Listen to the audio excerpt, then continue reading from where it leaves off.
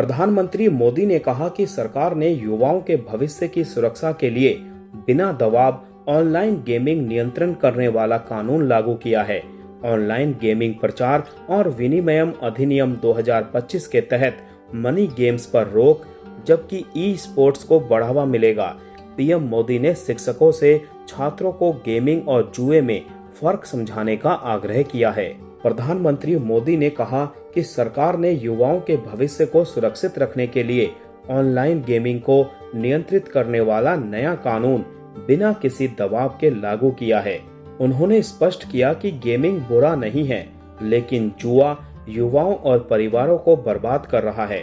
प्रधानमंत्री मोदी जी ने राष्ट्रीय पुरस्कार प्राप्त शिक्षकों के साथ संवाद में कहा कि ऑनलाइन गेमिंग प्रचार और विनिमय अधिनियम 2025 छात्रों और परिवारों को लत, आर्थिक शोषण और हिंसक सामग्री से बचाने के लिए लाया गया है। इस कानून के तहत सभी तरह के ऑनलाइन मनी गेम्स पर रोक रहेगी, जबकि ई स्पोर्ट्स और सकारात्मक ऑनलाइन गेम्स को प्रोत्साहित किया जाएगा। उन्होंने कहा कि भारत यदि सही दिशा में प्रयास करे तो वैश्विक ऑनलाइन गेमिंग बाजार पर प्रभुत्व जमा सकता है। साथ ही इसमें रोजगार की भारी संभावनाएं भी हैं।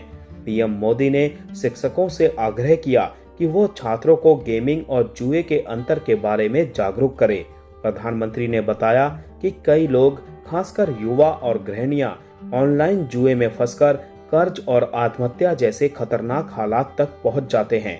पीएम मोदी ने आगे इस बात पर जोर दिया कि आखिर क्यों ऐसा सख्त कदम उठाना पड़ा। इस बात पर उन्होंने कहा कि ये एक नशे की तरह फैल रहा था, इसीलिए सरकार को सख्त कदम उठाना पड़ा। उन्होंने नवाचार और स्टार्टअप्स को बढ़ावा देने पर भी बल दिया। पीएम मोदी ने बताया कि देश भर में 10,000 से अधिक अटल टिंकरिंग लैब्स स्थापित हो चुकी है और 50,000 नई लैब्स मंजूर की गई है। उन्होंने कहा कि शिक्षक आने वाली पीढ़ी को जिम्मेदार डिजिटल नागरिक बनाने में बड़ी भूमिका निभा सकते हैं। इसको लेकर प्रधानमंत्री मोदी ने चिंता जताते हुए कहा कि ऑनलाइन जुए ने कई परिवारों को आर्थिक नुकसान पहुंचाया है। महिलाएं और युवा इसकी चपेट में आए हैं और कई मामलों में लत इतनी गंभीर हो गई है कि आत्महत्या तक की नौबत आ गई। सरकार अब ऐसे खतरों पर सख्ती से रोक लगाने के लिए प्रतिबद्ध है।